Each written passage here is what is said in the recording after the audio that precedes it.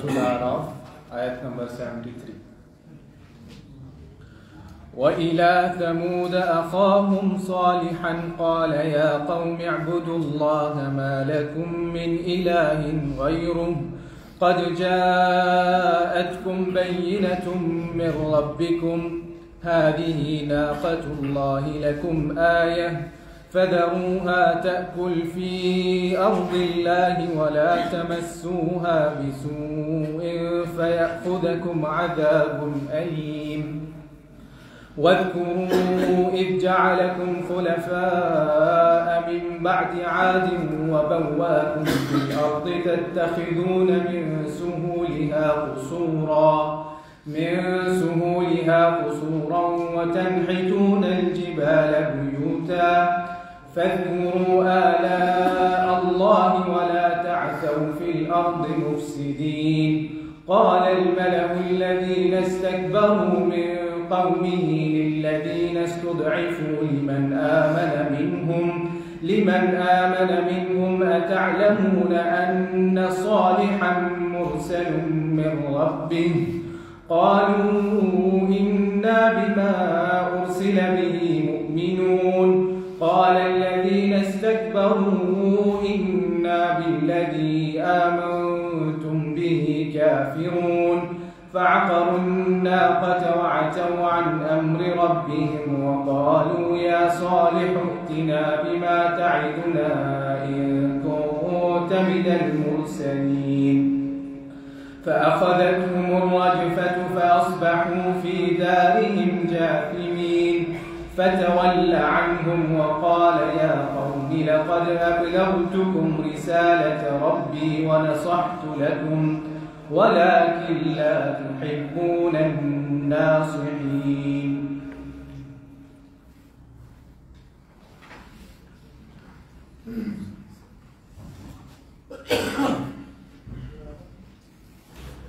اعوذ باللہ من الشیطان الرجیم بسم اللہ الرحمن الرحیم. اس سے قبل جو آیات ہم پڑھ چکے ہیں سورہ اعراف کی، ان میں قوم نوح کا ذکر گزرا ہے. حضرت نوح نے کس طرح اپنی قوم کو دعوت دی اور ان کا کیا انجام ہوا. قوم عاد کا ذکر گزرا ہے اور آج جو ابھی آیات آپ نے سنی ہیں یہاں سے قوم سمود کا ذکر شروع ہو رہا ہے. تو قوم عاد کے لوگ جو ایمان لائے اور جنہوں نے نجات پائی حضرت ہود کے ساتھ، انہی کی نسل سے آگے قوم سمود ہوئی تھی. اور قوم سمود کا علاقہ آج بھی سعودیہ کے اندر موجود ہے، جسے مدائن صالح کہتے ہیں. پہاڑوں کے اندر تراشے ہوئے ان کے مکان موجود ہیں، جس کا یہاں اللہ تعالیٰ نے ذکر بھی کیا ہے کہ تم پہاڑوں کو تراش کر ان کے اندر مکان بناتے ہو. اور سمود کی طرف ہم نے ان کے بھائی صالح کو رسول بنا کر بھیجا. ان کے بھائی یعنی انہی کی قوم کے فرد. اللہ کے رسول کہیں باہر سے نہیں آتے تھے، اسی قوم کے فرد ہوتے تھے تاکہ لوگ پہچانتے ہوں، ان کے ماضی سے واقف ہوں، ان کے خاندان کا پتہ ہو. انہوں نے نبوت کے اعلان سے پہلے ان کے اندر جو زندگی کا حصہ گزارا ہے وہ ان کے اخلاق و کردار سے واقف ہوں. تو اس لیے اللہ تعالیٰ نے جس قوم کی طرف جو رسول بھیجا ہے تو اسی قوم کے فرد کا انتخاب کیا ہے اور اسی قوم کی زبان میں وما ارسلنا من رسول الا بلسان قومہ. اللہ تعالیٰ فرما رہا ہے کہ جو رسول بھی ہم نے بھیجا ہے وہ جس قوم کی طرف بھیجا اس قوم کی زبان بولنے والا لیبین لہم، تاکہ رسول ان کے لیے بات کو اچھی طرح واضح کر دے، سمجھا دے کہ انہیں کوئی مترجم کی ضرورت نہ پڑے. تو اس لیے کہا کہ ان کے بھائی صالح کو ہم نے سمود کی طرف رسول بنا کر بھیجا، یعنی انہیں کی قوم کے فرد. تو صالح نے کہا کہ اے میری قوم، اللہ کی عبادت کرو، اس کے سوا کوئی معبود حقیقی نہیں ہے. تمہارے پاس تمہارے رب کی طرف سے واضح نشانی آ چکی ہے. یہ اللہ کی اونٹنی ہے جو تمہارے لیے ایک نشانی ہے. اسے چھوڑ دو کہ یہ اللہ کی زمین میں چرتی کرے، بس بری نیت سے اسے ہاتھ نہ لگانا ورنہ تمہیں ایک دردناک عذاب آ پکڑے گا. تو یہ جو فرمایا کہ اللہ کی اونٹنی ہے یعنی اللہ نے بھیجی ہے، اور یہ اونٹنی جو ہے اس کا مطالبہ انہوں نے خود کیا تھا انہوں نے کہا کہ ہم ایمان تب لائیں گے کہ جب سامنے یہ جو پہاڑ ہے اس کے اندر سے ایک اونٹنی نکل کر آئے. تو انہوں نے اونٹنی کا مطالبہ خود کیا. تو اللہ نے چونکہ بھیجی معجزے کے طور پہ، تو اس لیے حضرت صاحب نے کہا کہ اللہ کی اونٹنی ہے جو تمہارے لیے ایک نشانی ہے، معجزہ بن کے آئی ہے، اور اب اسے چھوڑ دو کہ یہ جہاں چاہے اللہ کی زمین میں چرے، جہاں چاہے پانی پیے. اور پانی کی تو پھر باری مقرر کر دی گئی کہ جو کنواں تھا قوم کا جہاں سب جانور پانی پیتے تھے، تو وہاں حکم دے دیا گیا کہ ایک دن یہ اونٹنی پانی پیے گی، جس سے اس کی باری ہوگی کوئی اور جانور نہیں آئے گا، اور باقی دوسرے دن باقی جانور پیئیں گے. تو یہ فرمایا کہ اب اس کو بری نیت سے ہاتھ بھی لگایا تو دردناک عذاب آپ پکڑے گا. گویا کہ اب عذاب کا بٹن اس اونٹنی کے ساتھ باندھ دیا گیا ہے. بری نیت سے ہاتھ لگایا، اس کو نقصان پہنچانے کی کوشش کی، تو اسی وقت عذاب آ جائے گا. تم اس بات کو یاد کرو کہ جب اللہ نے تمہیں قوم عاد کے بعد ان کا جانشین بنایا اور تمہیں زمین میں بسایا، تم اس کے میدانوں میں بڑے محلات بناتے ہو اور اس کے پہاڑوں کو تراش کر گھر بناتے ہو. کھلے میدانوں میں تو بڑے بڑے محلات بناتے ہو اور پہاڑوں کو تراشتے ہو، ان کے اندر گھر بناتے ہو. ظاہر پہاڑ کو تراش کے بڑا محل تو نہیں بن سکتا، چھوٹے چھوٹے گھر بنتے ہیں. تو یہ ان کے بنائے ہوئے گھر ابھی بھی موجود ہیں، بڑے خوبصورت گھر پہاڑوں کے اندر تراشے ہوئے موجود ہیں. بس اللہ کی قدرت کے کرشموں کو یاد کرو اور زمین میں فساد پھیلانے والے بن کر نہ پھیلو. اس کی قوم کے ان سرداروں نے جنہوں نے تکبر کیا تھا، ان ایمان لانے والے بے بس کمزور لوگوں سے کہا کہ کیا تم جانتے ہو کہ صالح اپنے رب کی طرف سے بھیجا ہوا رسول ہے؟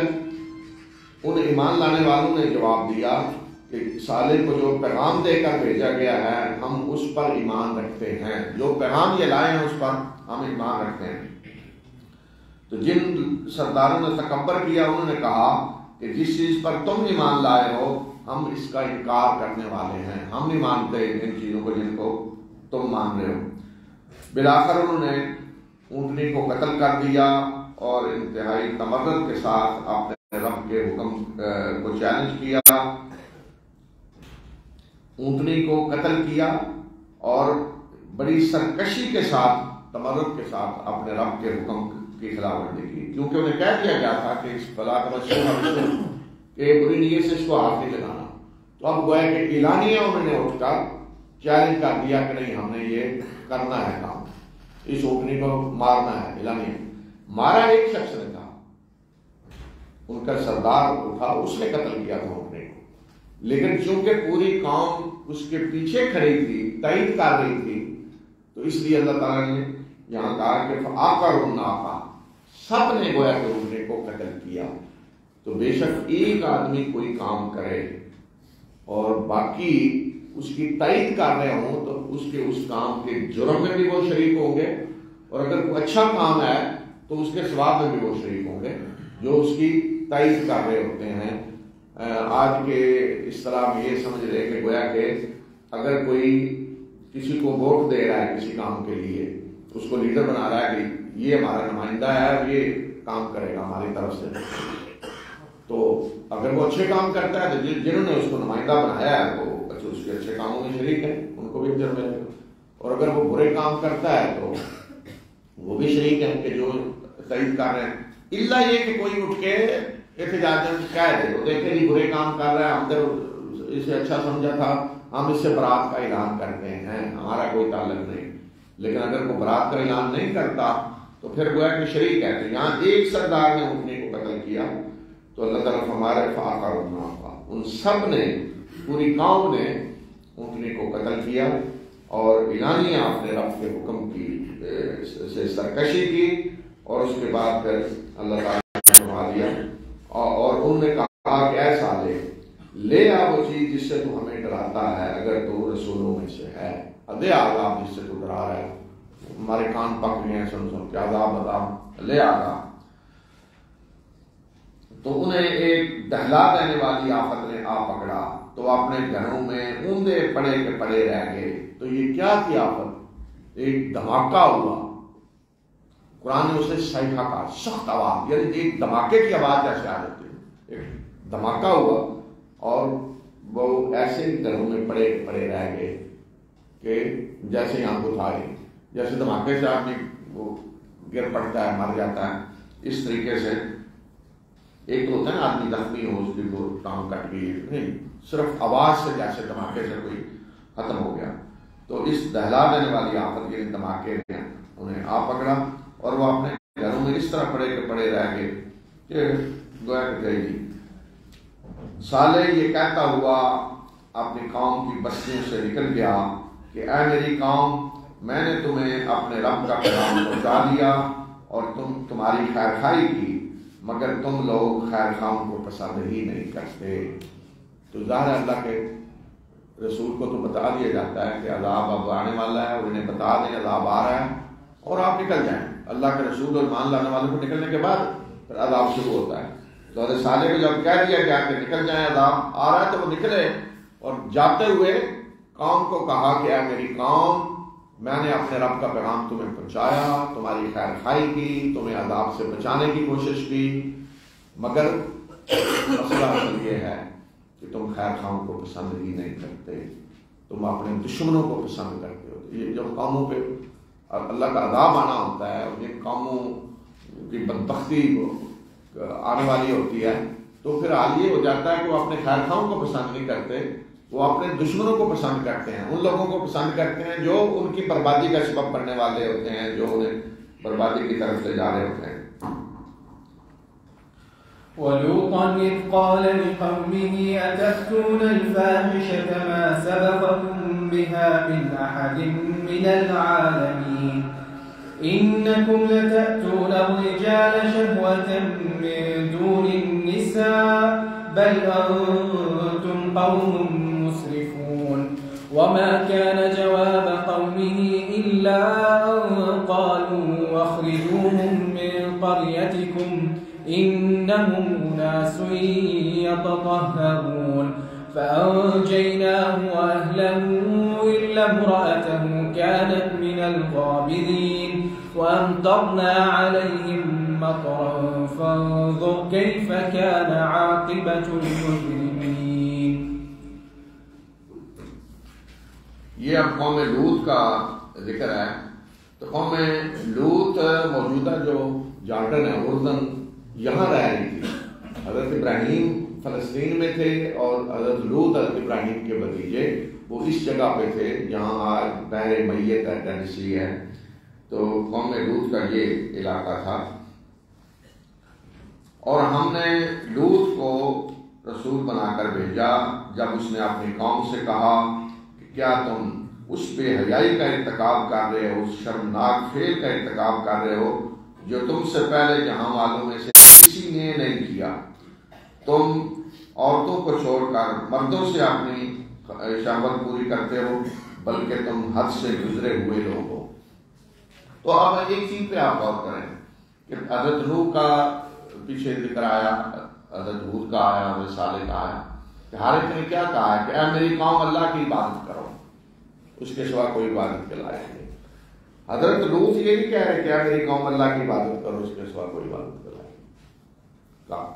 ہر نبی کی دعوت لا الہ الا اللہ ہے۔ حضرت نوح کے لیے، لوط کے لیے دعوت ہے، یہی دعوت دی انہوں نے۔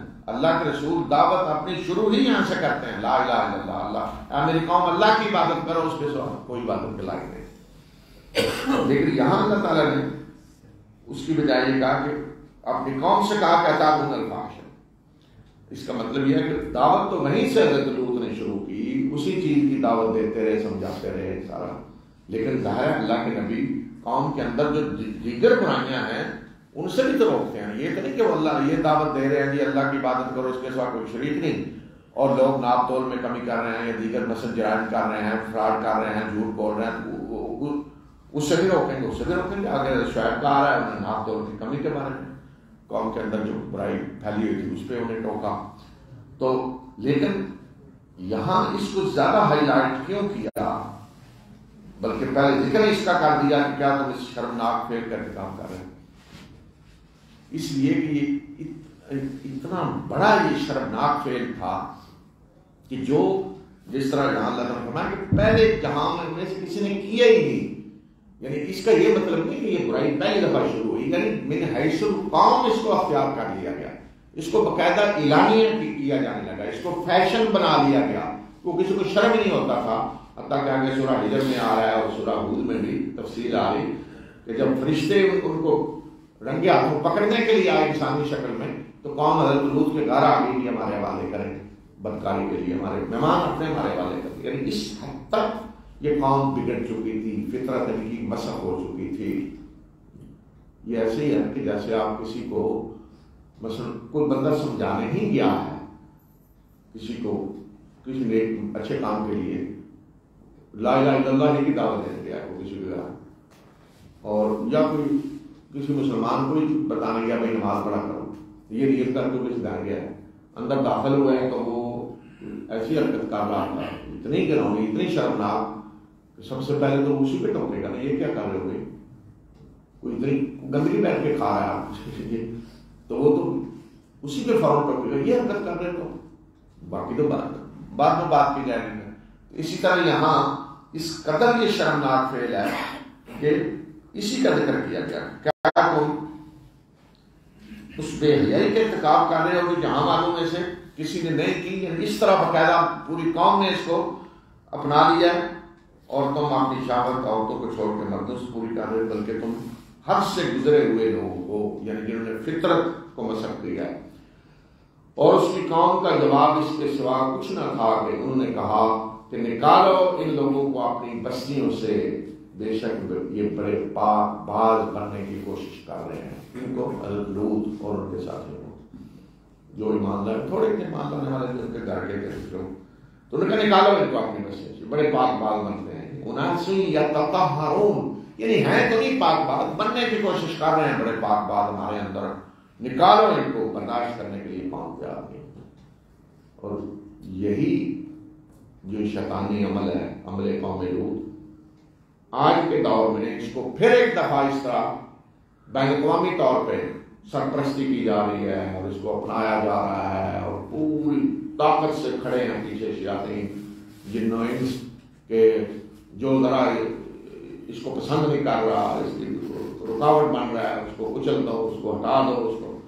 تو یہ حیرانگی ہوتی تھی مجھے جب میں پڑھتا تھا کہ پوری قوم بے شرمی سے کیسے اس کے پیچھے لگی، پوری قوم نے اپنایا ہوا ہے۔ اور آج پتہ چلتا ہے کہ وہ تو خیر ہزاروں سال پہلے کا دور تھا، تو آج دیکھیں اس دور میں کس طریقے سے بین الاقوامی طور پہ پورے ملک اس کے پیچھے لگے ہوئے ہیں، اور سب جانتے ہیں کہ اس کے نتائج کیا ہیں۔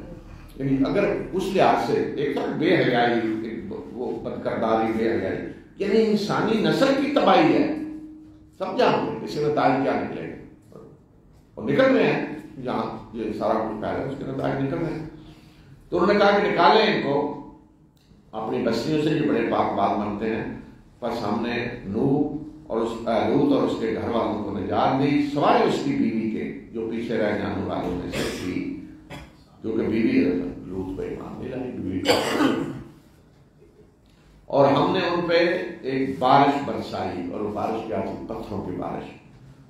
پھر دیکھو کہ ایسے مجرموں کا کیا انجام ہوا۔ تو اس بارش کی آگے تفصیل آئی، یہ واقعہ بڑے زبردست طریقے سے بیان ہوا ہے سورہ ہجر میں، سورہ ہود میں، بڑی تفصیل کے ساتھ کہ حضرت لوط کس طرح پریشان ہیں قوم کے سامنے، ان کے مطالبوں کے سامنے، اور اللہ کے فرشتے کس طرح پھر آپ انہیں پکڑتے ہیں۔ یہ آگے آ رہا ہے تفصیل کے ساتھ۔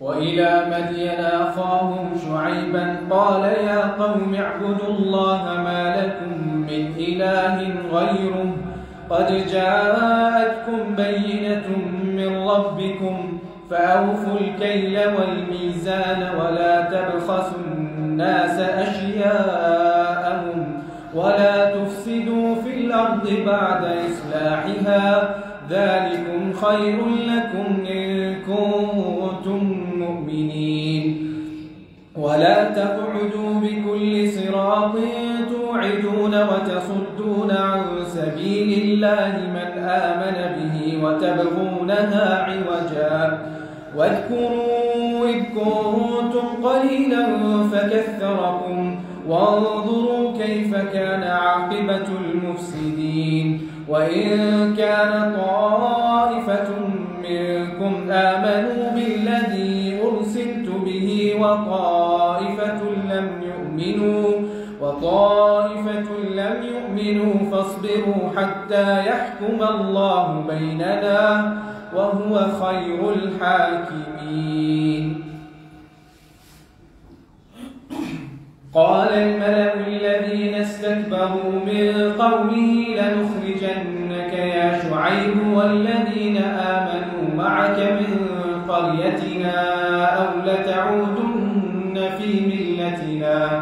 قال ولو كنا كارهين قد افترينا على الله كذبا إن عدنا في ملتكم بعد إذ نجانا الله منها وما يكون لنا أن نعود فيها إلا أن يشاء الله ربنا وسع ربنا كل شيء علما على الله توكلنا ربنا افتح بيننا وبين قومنا بالحق وأنت خير الفاتحين.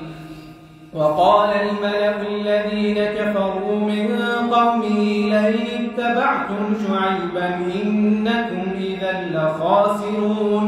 فأخذتهم الرجفة فأصبحوا في دارهم جاثمين. الذين كذبوا شعيبا كأن لم يغنوا فيها الذين كذبوا شعيبا كانوا هم الخاسرين. فتول عنهم وقال يا قوم لقد أبلغتكم رسالات ربي ونصحت لكم فكيف آسى على قوم كافرين. تو یہ شعیب ہیں مدین والے. مدین کا علاقہ بھی مدینہ منورہ سے آگے اردن کے راستے پہ جائیں تو وہاں یہ علاقہ تھا قوم مدین. تو کہا جاتا ہے کہ حضرت ابراہیم ہی کی اولاد میں سے یہاں تھے. حضرت ابراہیم ہی کے بیٹے مدیان جن کا نام تھا تو انہیں کے نسبت سے اس قوم کا نام مدین پڑا. مدیان کی اولاد. تو ان کی طرف بھیجا گیا حضرت شعیب کو اور مدین والوں کی طرف ہم نے ان کے بھائی شعیب کو رسول بنا کر بھیجا. اس نے کہا کہ میری قوم اللہ کی عبادت کرو اس کے سوا تمہارے لیے کوئی معبود نہیں ہے.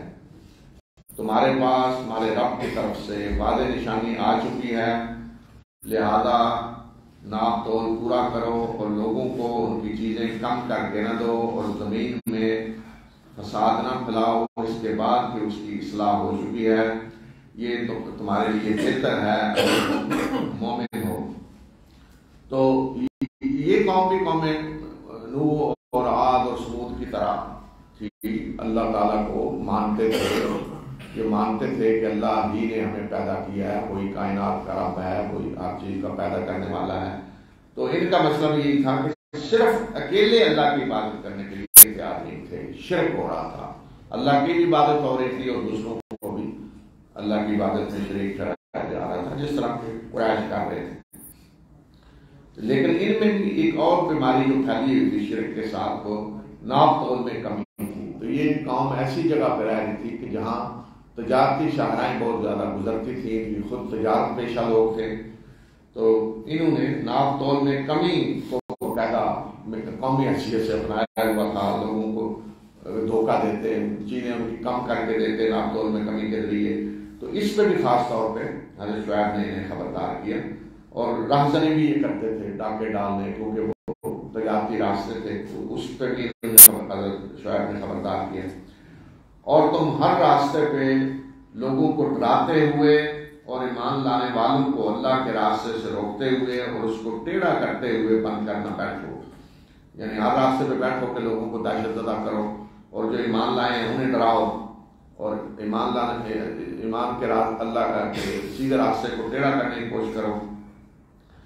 اور یاد کرو کہ جب تم تھوڑے تھے اللہ نے تمہاری تعداد کو بڑھایا اور دیکھو کہ مفسدین کا کیا انجام ہوا. تاریخ میں ذرا نظر دوڑاؤ کہ جو مفسدین پہلے گزرے ان کا کیا انجام ہوا.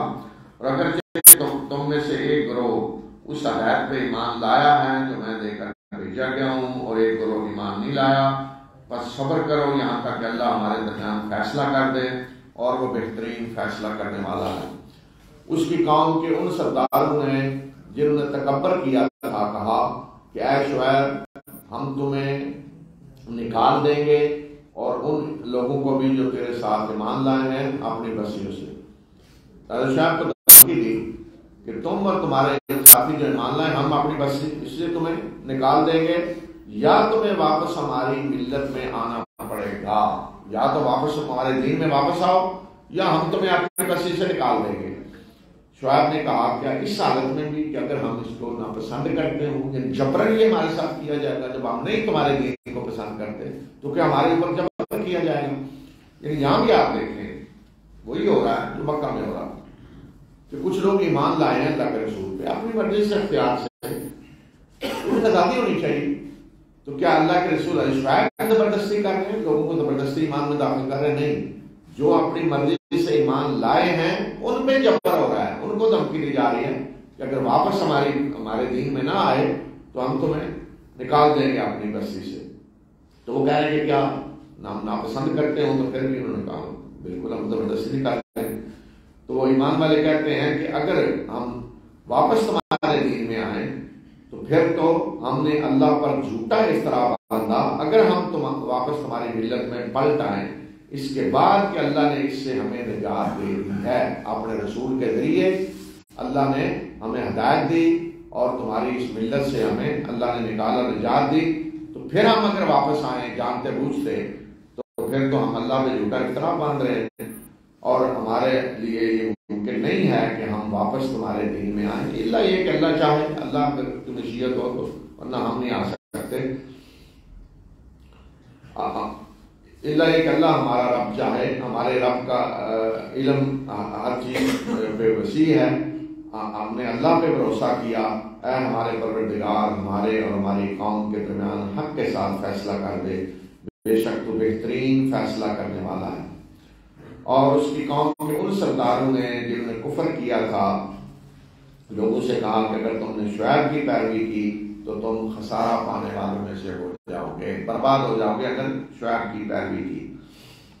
پھر بالآخر انہیں ایک دہلا دینے والی آفت نے آ پکڑا اور وہ اپنے گھروں میں اس طرح پڑے کے پڑے رہ گئے، اور وہ اپنے گھروں میں پڑے کے پڑے رہ گئے۔ جنہوں نے شعیب کو جھٹلایا ان کا حال یہ ہو گیا کہ گویا کہ وہ کبھی وہاں رہے ہی نہ ہوں۔ جنہوں نے شعیب کو جھٹلایا وہ خسارہ پانے والے بن کر رہے۔ وہ تو دوسروں کو کہہ رہے تھے نا اگر شعیب کی پیروی کی تو خسارہ پانے والے بن جاؤ گے، گھاٹے میں پڑو گے، تو اللہ تعالیٰ فرما رہے کہ جنہوں نے شعیب کو جھٹلایا وہ گھاٹے میں مبتلا ہوئے، انہوں نے اپنا بیڑا غرق کیا، اور حال یہ ہو گیا کہ گویا کہ کبھی وہاں رہے ہی نہیں۔ اور شعیب یہ کہتا ہوا اپنی قوم کی بستیوں سے نکل گیا کہ اے میری قوم، میں نے تمہیں اپنے رب کے پیغامات پہنچا دیے اور میں نے تمہاری خیر خواہی کی، تو میں اب کیسے افسوس کروں اس قوم پہ جو کافر ہیں، جو منکر حق ہیں، تو میں اب کیسے افسوس کروں؟ مجھے اب کوئی افسوس نہیں ہے، میں نے تمہیں پیغامات بھی پہنچائے اور نصیحت کا بھی حق ادا کیا، تو اب تم ایسے لوگ نہیں ہو کہ جن کی تباہی پہ کوئی افسوس کیا جائے۔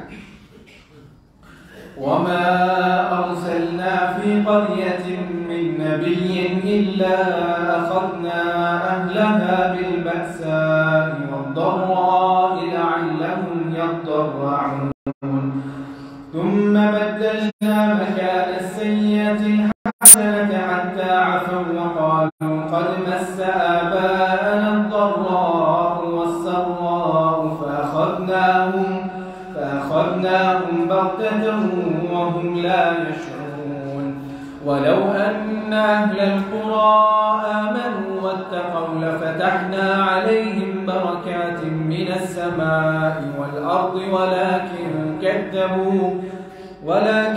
كذبوا فأخذناهم بما كانوا يكسبون أفأمن أهل القرى أن يأتيهم بأسنا بياتا وهم نائمون أو أمن أهل القرى أن يأتيهم بأسنا ضحى وهم يلعبون أفأمنوا مكر الله فلا يأمن مكر الله إلا القوم الخاسرون أولم يهد للذين بعد أهلها أن لو نشاء أصبناهم بذنوبهم ونطبع على قلوبهم فهم لا يسمعون تلك القرى نقص عليك من أنبائها ولقد جاءتهم رسلهم بالبينات فما كانوا ليؤمنوا بما كذبوا من قبل كذلك يطبع الله على قلوب الكافرين وما وجدنا لأكثرهم من عهد وإن وجدنا أكثرهم لفاسقين. اب یہ آیات جو آپ نے سنی ہیں ان میں یہ واقعات جو گزرے ہیں سارے ان پہ ایک تبصرہ کیا گیا ہے پورا کہ ان واقعات سے کیا نتیجہ نکلتا ہے، گویا کہ اللہ تعالیٰ کے ضابطے کیا ہیں، قواعد اللہ تعالیٰ نے کیا بنائے ہیں جن کے تحت اللہ قوموں کے ساتھ معاملہ کرتا ہے. اور ہم نے جس بستی میں بھی کوئی نبی بھیجا تو ہم نے اس کے رہنے والوں کو تکلیفوں اور سختیوں میں مبتلا کیا شاید کہ وہ عاجزی اختیار کریں. جب اللہ کا نبی آتا ہے تو اللہ تعالیٰ قوم کو ایسے حالات میں مبتلا کرتا ہے کہ مصیبتیں تکلیفیں کہ شاید ان کے اندر کو عاجزی پیدا ہو. پھر ہم نے بدحالی کی جگہ خوشحالی کو بدل دیا یہاں تک کہ وہ خوب پھلے پھولے اور انہوں نے کہا کہ ہمارے آباء و اجداد پہ بھی اچھے برے حالات آئے ہیں. پھر ہم نے اچانک انہیں پکڑ لیا اس سال میں انہیں کوئی پتہ بھی نہیں تھا، کوئی پتہ بھی نہیں چلا.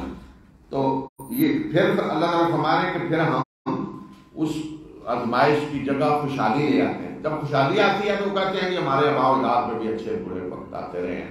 تو اسی طرح یہ جو پہلے کچھ ہوا وہ بھی اسی طرح تھا. تو اس کا یہ مطلب نہیں کہ کوئی اللہ ہم سے ناراض ہے یا ہم اللہ کے رسول کی نافرمانی کر رہے ہیں تو اس وجہ سے ہوا ہے. تو پھر وہ اور زیادہ اتراتے ہیں اور زیادہ تکبر کرتے ہیں. تو پھر اس کے بعد ہم اچانک پکڑ لیتے ہیں، پھر کو مہلت نہیں ملتی، انہیں پتہ بھی نہیں چلتا اور اچانک ہماری پکڑ کا وقت آ جاتا ہے. یہ ایک ضابطہ اللہ تعالیٰ نے بتایا. اور اگر یہ بستیوں والے ایمان لاتے اور تقوی اختیار کرتے تو ہم ان کے اوپر سے بھی رحمتوں کے اور ہم ان کے اوپر سے آسمان سے بھی رحمتوں کے برکتوں کے دروازے کھول دیتے اور زمین کے نیچے سے بھی، مگر انہوں نے جھٹلایا اور پھر ہم نے انہیں پکڑا ان کرتوتوں کی وجہ سے جو وہ کیا کرتے تھے. کیا یہ بستیوں والے بے خوف ہو گئے اس بات سے کہ ان پہ ہماری پکڑ رات کو آئے اس حال میں وہ سوئے ہوئے ہوں، یا کیا بستیوں والے بے خوف ہو گئے اس بات سے کہ ہماری پکڑ ان پہ دن کے وقت آئے اس حال میں کہ وہ کھیل رہے ہوں. یعنی ہم جب چاہے پکڑ سکتے ہیں، رات کو بھی پکڑ سکتے ہیں، دن کو بھی پکڑ سکتے ہیں. بعض لوگ کہہ رہے ہوتے ہیں کہ زلزلے رات کو کیوں آتے ہیں، یعنی ان کے ذہن میں شاید یہ ہوتا ہے کہ اللہ تعالیٰ وہ رات کو لاتا ہے کہ چوری چوری پکڑے ہیں سوئے ہوئے ہوں، وہ دن کو شاید یہ نہ ہو کہ کوئی مقابلے کے لیے تیار ہو جائیں. تو اللہ تعالیٰ کو کوئی فکر نہیں ہے کہ رات کو پکڑا جائے یا دن کو پکڑا جائے. تو دونوں حالتوں میں عذاب آئے ہیں، راتوں کو بھی آئے ہیں دن کو بھی آئے ہیں. کیا یہ لوگ اللہ کی چال سے بے خوف ہو گئے ہیں؟ تو اللہ کی چال سے بے خوف تو وہی لوگ ہوتے ہیں جو برباد ہونے والے ہوتے ہیں، خسارہ پانے والے ہوتے ہیں. کیا وہ لوگ جو زمین کے پہلے رہنے والوں کے بعد ان کی جگہ آتے ہیں انہیں اس بات سے کوئی رہنمائی نہیں ملتی کہ اگر ہم چاہیں تو ہم لوگوں کو ان کے گناہوں کی پیدائش میں پکڑ لیں اور ان کے دلوں پہ مہر لگا دیں، پھر انہیں کوئی چیز سنائی نہیں دے گی. یعنی تاریخ سے سبق حاصل کرنے کی دعوت دی کہ جو لوگ پہلی قوموں کے بعد ان کی جگہ جانشین بنتے ہیں ان کے، تو کیا وہ سوچتے نہیں ہیں کہ اگر اللہ کسی بھی وقت ہمیں بھی گناہوں کی پیدائش میں پکڑنا چاہے تو پکڑ سکتا ہے. جو پہلے کا اشر ہوا جن کے بعد وہ جانشین بنے ہیں تو وہ قومیں کدھر گئی؟ آپ دیکھیں نا بڑی بڑی وہ قومیں جو سپر پاور تھی دنیا کی، تو آج کیا حال ہے؟ آج ان کی جگہ دوسرے آ گئے. تو گویا کہ ان دوسروں کو کہا جا رہا ہے کہ کیا انہیں کوئی سبق نہیں اس سے سیکھنا چاہیے تاریخ سے کہ جو پہلے سپر پاور تھیں وہ کدھر گئیں، کیوں وہ برباد ہوئی، کیوں زوال ان پہ آیا. تو آج ان کو بھی ہم اسی طرح پکڑ سکتے ہیں ان کے گناہوں کی تلاش میں. یہ بستیاں ہیں ساری جن کے واقعات ہم آپ کو سنا رہے ہیں. ان کے پاس ان کے رسول واضح نشانیاں لے کر آئے مگر یہ ایمان لانے والے نہ بنے، اس وجہ سے کہ پہلے انہوں نے جھٹلا دیا تھا۔ یہ ساری بستیاں پیچھے جن کے واقعات سنا رہے ہیں، ان کے رسول آئے واضح نشانیاں لے کر، لیکن ایک دفعہ چونکہ انہوں نے جھٹلا دیا تو پھر یہ ایمان لانے والے نہ بنے، دوبارہ غور کرنے کے لیے تیار ہی نہیں ہوئے۔ اور یہی حال ہوتا ہے انسان کا، جب ایک دفعہ جھٹلا دیا بس ختم، پھر وہ مقابلے میں آ کے کھڑے ہو جاتے ہیں، ایک فرقہ الگ بنا لیا، مقابلے میں کھڑے ہو گئے، پھر وہ جنگ شروع ہو جاتی ہے۔ تو بہت کم لوگ ہوتے ہیں جو اپنے رویے، اپنے طرز عمل، طرز فکر کا جائزہ لیتے ہیں کہ کیا میں غلط تو نہیں ہوں، کیا جو بات دوسری طرف سے کہی جا رہی ہے کیا وہ صحیح تو نہیں ہے۔ تو انسان کو اپنا جائزہ لینا چاہیے، یہ نہ سمجھے کہ بس ایک دفعہ میں نے کہہ دیا ہے تو بس کہہ دیا، اس کے بعد میں نہیں اب غور و فکر کروں گا، میں نہیں سوچوں گا۔ انسان سوچے کہ ہو سکتا ہے میں غلط ہوں، ہو سکتا ہے میرا راستہ غلط ہو سکتا ہے دوسرا صحیح ہو، تو عقل سے کام لینا چاہیے۔ لیکن لوگ ایسا کرتے نہیں ہیں، ایک دفعہ جھٹلا دیا تو اس کے بعد پھر ایمان لانے والے نہیں بنتے۔ اسی طرح ہم کافروں کے دلوں پہ مور لگا دیتے ہیں، اسی طرح مور لگ جاتی ہے، پھر وہ گویا کہ جیسے بند کر دیا لفافہ مور لگا کے کوئی چیز اندر نہیں جائے گی، وہ اسی طرح اپنے دماغ کو تالے لگا دیتے ہیں، پھر کسی چیز کا اثر نہیں ہوتا۔ اور ان میں سے اکثر کے ہاں ہم نے پاس عہد نہیں پایا اور اکثر کو ہم نے فاسق پایا۔ ان ساری قوموں پہ تبصرہ کیا جائے کہ اکثر بد عہد تھے، کسی عہد کی پابندی کرنے والے نہیں، اور اکثر کو فاسق پایا۔ فاسق جو بد کردار ہوتے ہیں، جرائم پیشہ، غلط کام کرنے والے، لوگوں کے حقوق غصب کرنے والے، حق تلفی کرنے والے، کسی ضابطے کی پابندی کے لیے تیار نہیں ہوتے تھے۔ چونکہ وہ بد کردار ہوتے ہیں، فاسق ہوتے ہیں، تو اللہ کے انبیاء کی دعوت اپنے خواہشات کے خلاف انہیں نظر آتی ہے، تو اس لیے وہ ماننے کے لیے تیار نہیں ہوتے، لیکن اس کے بعد عذر دوسرے کیے جاتے ہیں۔ ایک شاعر تھا بہت بڑا، آشا، عرب دنیا میں بہت بڑا شاعر ہوا ہے، آج بھی ریاض میں باقاعدہ ایک روڈ ہے اس کے نام پہ، اتنا بڑا شاعر تھا۔ تو اس نے فیصلہ کیا ایمان لانے کا، تو جا رہا تھا مدینہ منورہ ہجرت کے بعد، تو مکہ سے گزرا، ٹھہرا ہوگا مکہ میں، بڑا شاعر، سب سے تعلقات ہوں گے، تو قریش کے سرداروں نے کہا کہ اسے اسلام سے روکیں، تو سارا کچھ بتایا رسول اللہ صلی اللہ علیہ وسلم کے خلاف، اسلام کے خلاف۔ تو ظاہر شاعر تھا، شاعر تو قرآن پڑھے گا، فوراً پکار چھٹا ہے، اللہ کا کلام ہے، جو ادیب اور شاعر تھے ان سے چیز چھپی نہیں رہ سکتی، تو سوچ سمجھ کر اسلام لا۔ تو انہوں نے اس سے کہا کہ دیکھو، جو شاعر تھے، شاعروں کے دو چیزیں ہوتی تھیں سوائے ان کے جو ایمان لائے، شراب نوشی اور زنا بدکاریاں، جو تو انہوں نے کہا اسلام تو زنا سے روکتا ہے۔ اس نے کہا میں بوڑھا ہو گیا ہوں، صحیح زنا کے قابل نہیں، کوئی اثر نہ ہوا۔ پھر انہوں نے کہا کہ اسلام تو شراب کو بھی حرام کر رہا ہے، یہ نہیں کر سکتا۔ وہیں سے فیصلہ کر لیا واپس مدینہ جاتے ہوئے واپس، اور راستے میں ان سے گرا مار گیا، اللہ توفیق نہ دی مان لانے میں۔ تو یہ ہوتا ہے کہ اب وہ مان چکا ہے کہ قرآن اللہ کی کتاب ہے، محمد صلی اللہ علیہ وسلم اللہ کے رسول ہے، لیکن رکاوٹ کیا چیز بنے گی؟ شراب، کہ میں شراب نہیں چھوڑ سکتا۔ حالانکہ مدینہ پہنچتا تو چھوٹ جانی تھی وہ بھی، لیکن وہ راستے سے پیچھے پڑ گیا۔ تو یہ ہے کہ جو لوگ اس طرح کی جرائم ہوتے ہیں ملوث، تو پھر جب انہیں یہ نظر آتا ہے کہ یہاں تو یہ بھی چھوڑنا پڑے گا، یہاں تو یہ چیز بھی، جو اپنے مفادات کے لیے انہیں پھر خطرہ نظر آتا ہے۔ اس لیے فرمایا کہ یہ اکثر بدعہد تھے اور ان میں سے اکثر کو ہم نے فاسق پایا، اس وجہ سے یہ اللہ کے رسولوں کے مقابلے میں کھڑے ہوئے اور ایمان لے آئے۔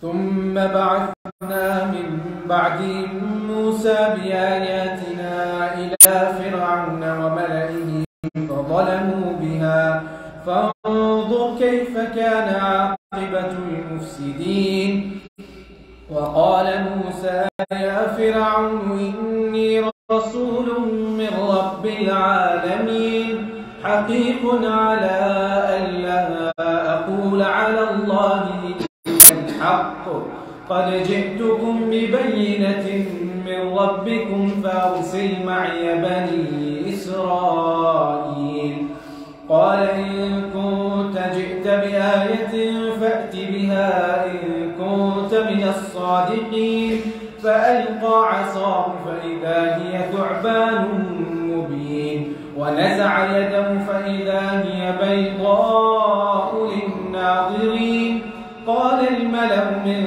قوم فرعون إن هذا لسحر عليم قال الملأ من قوم فرعون إن هذا لساحر عليم يريد أن يخرجكم من أرضكم فماذا تأمرون قالوا أرجه وأخاه وأرسل في المدائن حاشرين يأتوك بكل سحار عليم وجاء السحرة فرعون قالوا إن لنا لأجرا إن كنا نحن الغالبين قال نعم وإنكم لمن المقربين قالوا يا موسى إما أن تلقي وإما أن نكون نحن الملقين قال ألقوا فلما ألقوا سحروا أعين الناس واسترهبوا وجاءوا بسحر عظيم وأوحينا إلى موسى أن ألق عصاك فإذا هي تلقف ما يأفكون فوقع الحق وبطل ما كانوا يعملون فغلبوا هنالك وانقلبوا صاغرين وألقي السحرة ساجدين قالوا آمنا برب العالمين رب موسى وهارون قال فرعون آمنتم به قبل أن آذن لكم إن هذا لمكر مكرتموه في المدينة لتخرجوا منها أهلها فسوف تعلمون لأقطعن أيديكم وأرجلكم من خلاف ثم لأصلبنكم أجمعين قالوا إنا إلى ربنا منقلبون وما تنقم منا إلا أن آمنا بآيات ربنا لما جاءتنا ربنا أفرغ علينا صبرا وتوفنا مسلمين ये इन कामों के वाक़यात के बाद अब हज़रत मूसा का जिक्र आ रहा है। हज़रत मूसा ने फिरौन को कैसे दावत दी।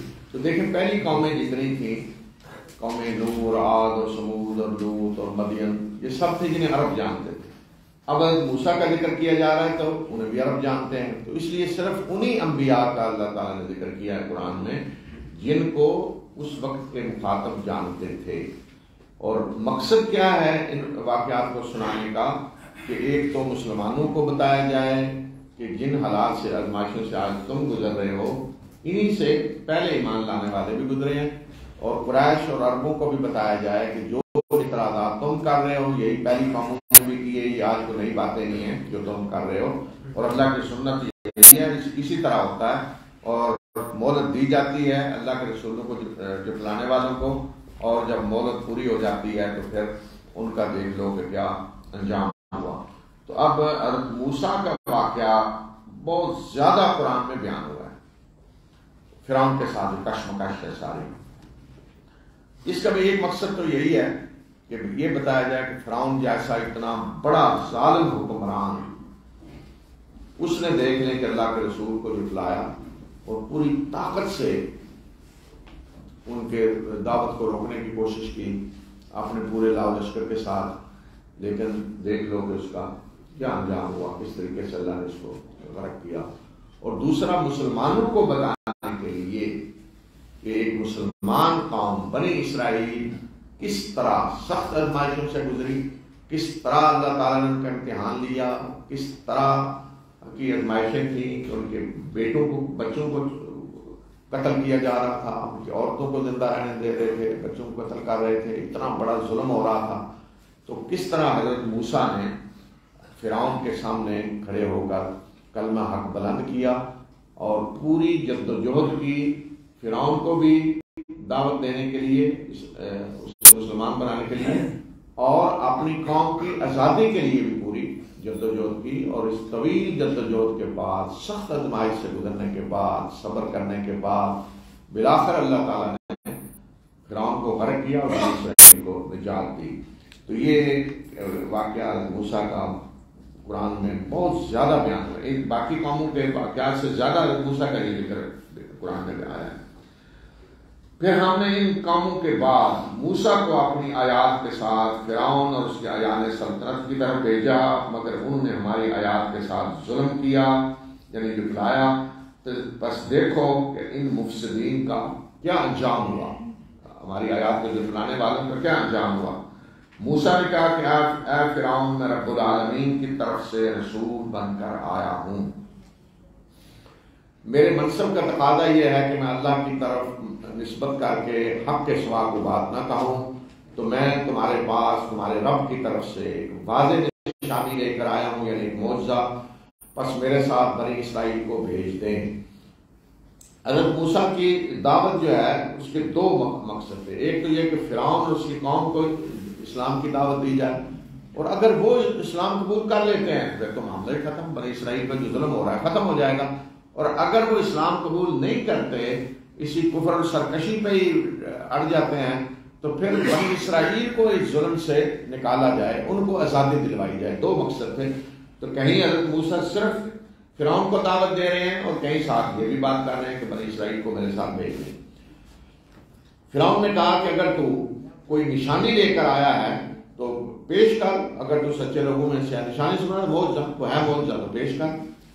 موسیٰ نے اپنا عصا ڈالا تو دیکھتے ہی دیکھتے وہ ایک واضح اژدہا بن گیا، سانپ نہیں، ثعبان کہتے ہیں اژدہا، بڑے سانپ کو، تو لاٹھی ڈالی وہ اژدہا بن گئی۔ اور موسیٰ نے اپنا ہاتھ جیب سے نکالا تو وہ دیکھنے والوں کے لیے چمکتا ہوا ہاتھ تھا، بیضاء، جو بالکل آج اس کی سمجھ آتی ہے، بلب آپ دیکھیں لائٹ ٹیوب جل رہی ہے جیسے یہ لائٹ، اس طرح حضرت موسیٰ ایسے ہاتھ جیب میں ڈال کے نکالتے تو ایسے جیسے بلب جل رہا ہے، اس طرح چمک رہا ہوتا۔ تو یہ دو معجزے دیے گئے، ایک لاٹھی اور ایک ہاتھ، ید بیضاء، چمکتا ہوا ہاتھ۔ اب دو بڑی نشانیاں موسیٰ نے دکھا دی، ایک لاٹھی اژدہا بن گئی اور ہاتھ۔ قوم فرعون کے سرداروں نے کہا کہ یہ تو ایک بڑا ماہر جادوگر ہے۔ موسیٰ کو اس وقت نے کہا یہ تو جادوگر ہے، یہ تمہیں تمہاری سرزمین سے نکالنا چاہتا ہے، بس بتاؤ کیا کرنا ہے، اب بتاؤ اس کا کیا فیصلہ۔ فوراً سیاسی مسئلے کی طرف لے گئے، یعنی یہ جادوگر ہے اور مقصد کیا ہے، تمہیں مصر سے نکالنا چاہتا ہے، یعنی حکومت پہ قبضہ کرنا چاہتا ہے۔ سیاسی مسئلہ عوام کو بہکانے کے لیے آسان ہوتا ہے، بعض ہیں مذہبی کارڈ کھیلتے ہیں اور بعض ہیں کہ مذہب کے اندر سے سیاسی چال چلنے کی کوشش کرتے ہیں۔ فرعون نے دونوں کام کیے لیکن زیادہ سیاسی چال چلنے کی کوشش کی۔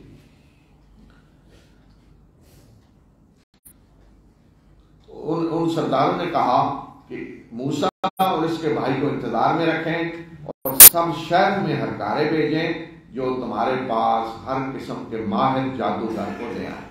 خود ہی پھر مشورہ ہم نے دیا فرعون کو، انہیں تو روکے رکھیں یہاں اور سارے شہروں میں بھیجیں ہرکارے سرکاری، جو کہیں ماہر جادوگر ہے اسے لے آئیں۔ اور جادوگر فرعون کے پاس آ گئے تو آتے ہی انہوں نے کہا کہ اگر ہم غالب آ گئے، جیت گئے، تو کیا ہمیں کوئی اجر ملے گا، کوئی انعام ملیں گے یا نہیں؟ فرعون نے کہا ہاں کیوں نہیں، اور تم تو مقرب بن جاؤ گے، صرف انعام نہیں ملیں گے بلکہ تم تو میرے مقربین میں شامل ہو جائے گے۔ تو جادوگر بولے کہ اے موسیٰ، یا تم پہلے ڈالو اپنے پھینکو لاٹھی یا ہم پھینکتے ہیں۔ موسیٰ نے کہا کہ تم ہی پھینکو۔ پھر جب انہوں نے اپنی لاٹھیاں اور رسیاں پھینکیں تو انہوں نے لوگوں کی آنکھوں کو سحر زدہ کر دیا اور لوگوں کے دلوں میں خوف طاری کر دیا، اور انہوں نے بہت بڑے جادو کا مظاہرہ کیا۔ جادوگر لاٹھیاں اور رسیاں لے کے آئے اور موسیٰ کی لاٹھی کا مقابلہ کرنے کے لیے، تو انہوں نے وہ رسیاں پھینکی، لاٹھیاں کہ وہ سانپ بن کر دوڑنے لگی ساری، تو لوگوں کی آنکھوں کو سحر زدہ کر دیا، یعنی لوگوں کو نظر آ رہا تھا کہ یہ رسیاں سانپ ہیں، یہ لاٹھیاں سانپ ہیں، حالانکہ وہ سانپ نہیں تھی رسیاں۔ آنکھوں کو سحر زدہ کر دیا. تو اس سے پتہ چلتا ہے کہ جادو کی حقیقت کیا ہے. یہ جادو جو ہے اس طرح کا کسی چیز کی حقیقت نہیں بدلتی، دیکھنے والے کی آنکھوں پہ اثر ہوتا ہے ایسا اسے کچھ اور نظر آنے لگتا ہے. یہ جادو تھا جو انہوں نے کیا، اور لوگوں کے دلوں میں خوف طاری ہو گیا دیکھ کے کہ یہ کیا ہے، یہ تو سانپ دوڑ رہے ہیں ہر طرح. تو بہت بڑے جادو کا مظاہرہ کیا انہوں نے. معمولی جادوگر نہیں تھے، بڑے بڑے جادوگر تھے. ہم نے موسیٰ کو وحی کی کہ اپنا عصا پھینکیں، تو دیکھتے ہی دیکھتے جو کچھ انہوں نے گھڑا تھا وہ سب کو نکل گیا. موسیٰ نے لاٹھی پھینکی تو جتنے ان کے وہ تھے سارے جادو کے سانپ بنے ہوئے لاٹیاں اور رسیاں، وہ سب کو موسیٰ کا عصا نکل گیا. ایک تو ہے کہ وہ اژدہا بن کے آ گیا، وہ بھی ہے سامنے نہیں، نکل گیا اسی کا، سب ختم. اتنی بڑی نشانی تھی وہ. اور حق کا حق ہونا ثابت ہو گیا، اور جو کچھ وہ کر رہے تھے وہ باطل ثابت ہو گیا. جو جادو کا تھا وہ پتہ چل گیا باطل ہے، اور پتہ چل گیا کہ حق کہاں ہے. تو وہیں اسی میدان میں وہ سب مغلوب ہو گئے، اور الٹے وہ ذلیل ہو کر رہ گئے. جو جیتنے کے لیے آئے تھے وہ مغلوب ہوئے، اور وہیں سارے ذلیل ہو کر رہ گئے. فرعون بھی اور اس کا یعنی سلطنت بھی، جادوگر بھی، سارے. اور جادوگروں کا یہ حال ہوا کہ گویا کہ اندر سے انہیں کسی چیز نے سجدے میں گرا دیا ہے.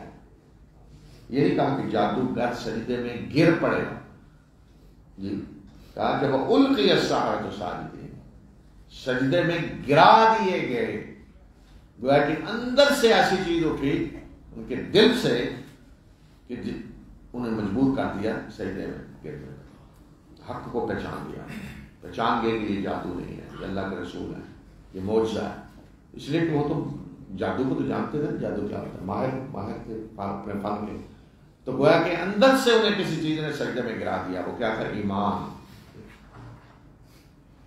وہ پکار اٹھے کہ ہم ایمان لائے رب العالمین پہ، موسیٰ اور ہارون کے رب پہ. وضاحت بھی کر دی کہ رب العالمین کون ہے؟ موسیٰ اور ہارون. جس میں موسیٰ اور ہارون ایمان رکھتے ہیں ہم بھی اس پہ ایمان لے آئے. اب دیکھیں فرعون، یہ ہوتے ہیں سیاسی لوگ کیسے ہوتے ہیں. اصل چیز یہ ہوتی ہے، دیکھیں کہ سیاست دان کہیں جب پھنس جاتا ہے، جب نظر آ رہا ہے کہ ہار گیا، اب کیا کرے، پھر پتہ چلتا ہے جو ماہر سیاسی گرو ہوتے ہیں کہ وہاں کیسی چال چلتے ہیں، اس سے نکلنے کا راستہ کیسے نکالتے ہیں، کس طرح چال چلتے ہیں. اور اس لیے عوام کو بیوقوف بنانا ہوتا ہے نا. یہاں اگر فرعون چپ رہتا تو جادوگر جنہیں خود لائے ہوئے تھے اسی کی قوم کے پر وہ گواہی دے رہے ہیں کہ ہم ایمان لے آئے اور موسیٰ اور ہارون کے رب پہ معاملہ ختم. اس میں بڑی شکست. لیکن دیکھیں اس نے کیسی چال چلی. تو یہ لوگ کوئی معمولی نہیں تھے. آج کے بڑے بڑے دنیا کے سیاستدان ہیں نا، کوئی حیثیت ہی نہیں ہے ان کی فرعون کے سامنے، کوئی حیثیت ہی نہیں ہے ان کی ابو جہل اور ابو سفیان کے سامنے. قریش کے بھی تھے سیاسی لیڈر، آج کے تو سارے انٹرنیشنل دیکھ لیں، کوئی حیثیت نہیں ان کے سامنے. اتنے بڑے بڑے سیاسی گروپ تھے. اب دیکھیں کیسی چال چلی. فرعون بولا تم ایمان لائے اس سے پہلے کہ میں تمہیں اجازت دوں. یہ تو ایک چال ہے جو تم نے اس شہر میں چلی ہے تاکہ اس کے رہنے والوں کو یہاں سے نکال دو. تو اب تمہیں اس کا جلدی نتیجہ بھی معلوم ہو جائے گا کہ ہم کیا حاصل کرتے ہیں. فوراً کس طرح پلٹا معاملہ. ایک تو یہ کہ ایمان لے آئے ہو، اس سے پہلے میں اجازت دوں، یعنی میں خود گورنمنٹ کر کے ایمان لے آتا. اگر سچی چیز ہوتی تو میں تو سب سے پہلے تو میں ایمان لاتا. تو تمہیں انتظار کرنا چاہیے تھا، میری اجازت سے ایمان لاتے. اب تم چونکہ فوراً ایمان لے آئے ہو میری اجازت کے بغیر، تو اس کا مطلب یہ ہے کہ تم پہلے موسیٰ سے ملے ہوئے تھے، تم نے پہلی چال چلی، یہ سازش کی ہوئی تھی پہلے. اس طریقے سے تم آؤ گے اور یہ کرو گے اور پھر ایمان کا اعلان کر دو گے. اور یہ چال چلی کیوں تم نے؟ حکومت پہ قبضہ کرنے کے لیے. لِتُخْرِجُوا مِنْهَا أَهْلَهَا، شہر کے رہنے والوں کو یہاں سے نکالو قبضہ کر لو. گویا کہ بغاوت ہے. فَسَوْفَ تَعْلَمُونَ، سازش کی بغاوت کے لیے، اقتدار پہ قبضہ کرنے کے لیے، تو اب تمہیں معلوم ہو جائے گا کہ اس کی سزا کیا ہے، جو کچھ تم نے کیا چال چلی سزا کیا ہے۔ اب سزا کا بھی اعلان کر دیا، میں تمہارے ہاتھ پاؤں مخالف سمت سے کاٹ دوں گا اور پھر تم سب کے سب کو سولی پہ چڑھا دوں گا، سب کے سب سولی پہ چڑھا دوں گا۔ اتنی بڑی سازش تو ہم نے کی ہے، موسیٰ سے ملے اقتدار پہ قبضہ کرنے کے لیے۔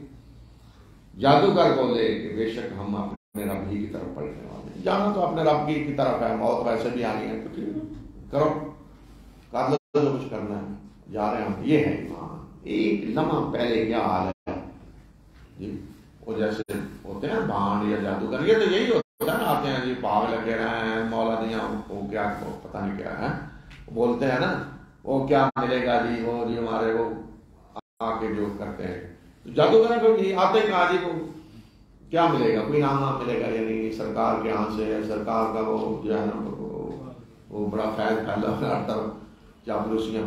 لیکن وہی جادوگر اب ایمان لائے، کتنی بڑی دھمکی ہے، ہاتھ پاؤں مخالف سمت سے کاٹوں گا اور سولی پہ چلاؤں گا، کوئی پرواہ نہیں۔ انا الی ربنا منقلبون، جا رہے ہیں اپنے رب کی طرف۔ اور آگے یہ واقعہ جہاں بیان ہوا ہے وہاں یہ بھی انہوں نے کہا فقد ما انت قال، پھر ہم کر لو جو کچھ کرنا ہے۔ کیا کر لو گے؟ انما تقضی هذه الحیات الدنیا، یہ دنیا کی زندگی ختم کر سکتے ہو، تو ہم دنیا کی زندگی ختم کر کے ہم تو جا رہے ہیں اپنے رب کی طرف، ایسے بھی جانا ہے۔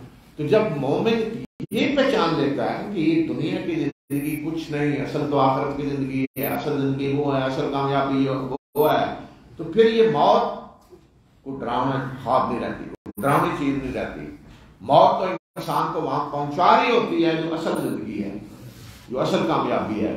اور جب اسے پتہ چلتا ہے کہ میں تو کامیاب ہو کے جا رہا ہوں، مجھے تو اس لیے قتل کیا جا رہا ہے کہ اپنے رب کی طرف بلا رہا ہوں یا اپنے رب پہ ایمان لایا، تو اس سے بڑی کامیابی کیا ہے؟ تو پھر تو موت تو وہ چیز ہے جسے مومن آگے پڑھ کے گویا کہ وہ چومتا ہے موت کو، جی پھانسی کے پھندے کو چومتا ہے آگے بڑھ کے، کہ یہ تو میرے کامیابی کا راستہ ہے، یہ مجھے لے جا رہی ہے جنت کی طرف۔ تو اس لیے جادوگروں نے کہا کہ ہم تو اپنے رب کی طرف لے جا رہے ہیں، اور تو صرف اس وجہ سے ہم سے انتقام لے رہا ہے کہ جب ہمارے رب کی آیات ہمارے سامنے آئی ہیں تو ہم ان پہ ایمان لے آئے۔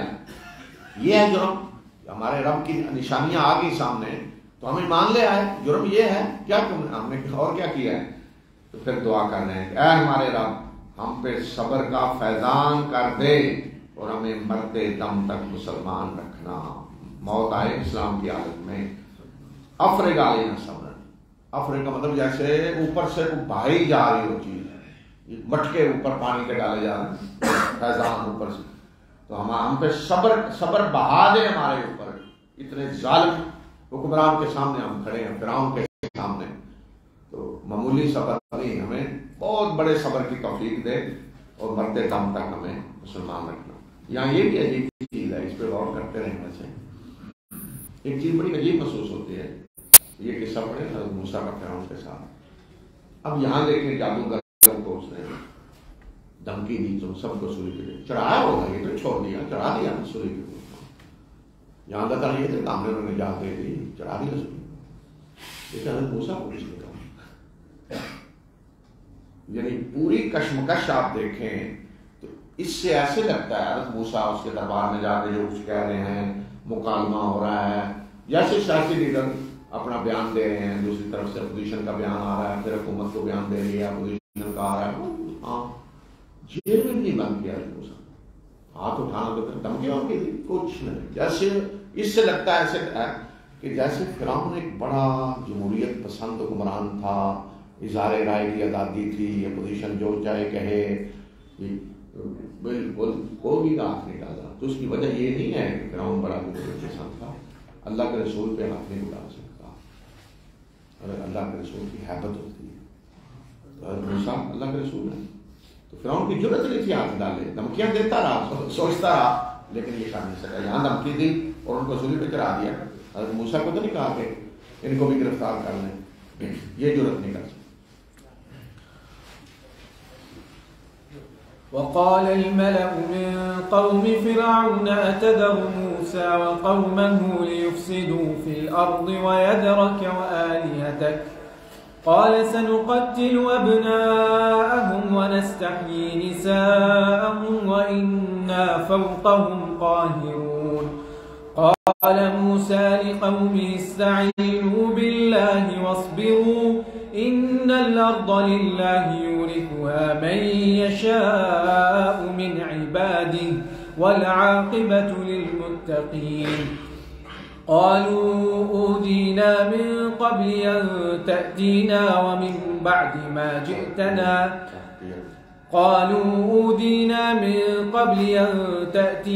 ومن بعد ما جئتنا قال عسى ربكم أن يهلك عدوكم ويستخلفكم في الأرض فينظر كيف تعملون. ولقد أخذنا آل فرعون بالسنين ونقص من الثمرات لعلهم يذكرون. فإذا جاءتهم الحسنة قالوا لنا هذه وإن تصبهم سيئة يطيروا بموسى ومن معه ألا إنما طائرهم عند الله ولكن أكثرهم لا يعلمون. وقالوا مهما تأتنا به من آية لتسحرنا بها فما نحن لك بمؤمنين. فأرسلنا عليهم الطوفان والجراد والقمل والضفادع والدم آيات مفصلات فاستكبروا وكانوا قوما مجرمين. ولما وقع عليهم الرجز قالوا يا موسى ادع لنا ربك بما عهد عندك لئن كشفت عنا الرجز لنؤمنن لك ولنرسلن معك بني إسرائيل. فلما كشفنا عنهم الرجز إلى أجل هم بالغوه إذا هم ينكثون. فانتقمنا منهم فأغرقناهم في اليم بأنهم كذبوا بآياتنا وكانوا عنها غافلين. وأورثنا القوم الذين كانوا يستضعفون مشارق الأرض ومغاربها التي باركنا فيها وتمت كلمة ربك الحسنى على بني إسرائيل بما صبروا ودمرنا ما كان يصنع فرعون وقومه وما كانوا يعرشون. कौम फिरौन के सरदारों ने फिरौन से कहा कि क्या तू मूसा और उसकी कौम को ऐसे ही छोड़ देगा कि ये सरजमीन मिस्र में फसाद बर्पा करें और तुझे और तुम्हारे माबूदों को छोड़ दें। कौम के सरदार फिरौन से कह रहे हैं कि मूसा और उसकी कौम को ऐसे ही छोड़ देंगे, फसाद फैलाते रहें और तुम्हारे छोड़ दें, यानी बादशाह की कोई परवाह न करें, तुम्हारे माबूदों को छोड़ दें। वाले हाथा, इसका मतलब है कि एक इलाह में बहुत सारे इलाह थे उनके जिनकी पूजा की जाती। तो फिरौन तो खुद कह रहा था ना अना रब्बुकुमुल आला, कि मैं तुम्हारा रब हूँ। तो रब उसने इस माने में नहीं पैदा कहा कि मैंने तुम्हें पैदा किया है, और रब इस माने में कह रहा था कि मैं सारा कुछ मैंने जारी की है, सारा निजाम और तुम्हें जो कुछ हुकूमत की तरफ से दिया जा रहा है, ये तरक्की, ये सारी, इस माने में उसने कहा।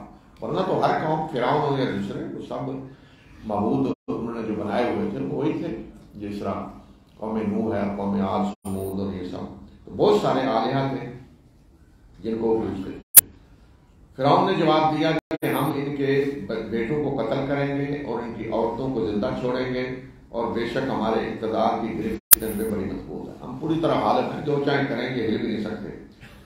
मूसा ने अपनी कौम से कहा कि अल्लाह से मदद तलब करो और सब्र करो, बेशक जमीन अल्लाह की है, वो अपने बंदों में से जिसे चाहता है इसका वारिस बनाता है और अंजाम कार की कामयाबी मुत्तकी लोगों के लिए है। कौम ने जवाब दिया कि आपके आने से पहले भी हमें अजियत दी गई और आपके आने के बाद भी, यानी पहले भी यही हाल था, अब आपके आने के बाद भी यही हाल है, कोई तब्दीली तो नहीं आ रही। आपके आने के बाद फायदा हमें क्या हुआ? موسیٰ نے کہا کہ امید ہے کہ تمہارا رب تمہارے دشمن کو ہلاک کرے اور پھر زمین میں تمہیں خلیفہ بنائے، پھر دیکھے کہ تم کیا کرتے ہو۔ آج بادشاہی فرعون کی ہے، ہو سکتا ہے اللہ اسے تباہ کر دے اور تمہیں اللہ زمین میں اقتدار دے، اس لیے کہ پھر دیکھے کہ تم اقتدار حاصل کر کے کیا کرتے ہو۔ تم بھی اسی طرح ظلم کرتے ہو یا تم صحیح معنوں میں عدل کرنے والے بنتے ہو۔ اور ہم نے آل فرعون کو قحط سالی اور پیداوار کی کمی میں مبتلا کیا تاکہ وہ نصیحت حاصل کریں۔ یہ آزمائشیں جو اللہ کی طرف سے آتی وہ شروع ہوئی، قحط پڑا، مسلسل پیداوار کی کمی ہو رہی ہے تاکہ ان کے اندر وہ نرمی پیدا ہو۔ پھر جب ان پہ ان کی خوشحالی کا دور آتا تو کہتے ہیں کہ یہ تو ہماری وجہ سے ہے، ہمارے اپنی پلانے کی وجہ سے ہے، اور جب ان پہ کوئی بدحالی آتی تو اس کو موسیٰ اور اس کے ساتھیوں کی نحوست کی وجہ قرار دیتے، فالے بد لیتے، یہ جو بدحالی آئی ہے ان کی وجہ سے، یہ منحوس ہیں، سن لو کہ ان کے فالے بد تو ان کے اللہ کے ہاں ہے، یعنی موسیٰ کی وجہ سے نہیں، یہ ان کے اپنے اعمال کا نتیجہ ہے، یہ اللہ کی طرف سے سزا مل رہی ہے، مگر ان کے اکثر جانتے نہیں ہیں۔ اور انہوں نے موسیٰ سے کہا کہ تو جو بھی نشانی ہمارے پاس لے آئے ہمیں سحر زدہ کرنے کے لیے تو ہم تجھ پہ ایمان لانے والے نہیں، جس قسم کی بھی نشانیاں لاتے رہیں تاکہ ہمیں سحر زدہ کریں، کہ وہ ہر نشانی کا جادو ہے، ہر نشانی جادو ہے، کہتے ہم پہ جادو کرنے کے لیے جو چاہے نشانی لے آئیں ہمیں مان لانے والے نہیں ہیں۔ تو پھر دیکھیں اللہ تعالیٰ نے کس طرح انہیں آزمایا، مختلف شکلوں میں عذاب بھیجے، شاید اس سے نرم ہوں، ایمان لے آئیں۔ پھر ہم نے ان پہ طوفان بھیجا، ٹڈی دل نکالے، سسریاں نکالی اور مینڈک نکالے، خون نازل کیا، یہ سب الگ الگ واضح نشانیاں تھیں، مگر انہوں نے تکبر کیا اور وہ مجرم لوگ تھے۔ تو طوفان آئے، سیلاب وغیرہ جیسے آتے، ٹڈی دل کے لشکر جو فصلیں کھا جاتے ہیں، تباہ کر دیتے ہیں، یہ بھی اللہ کی طرف سے ایک عذاب تھا۔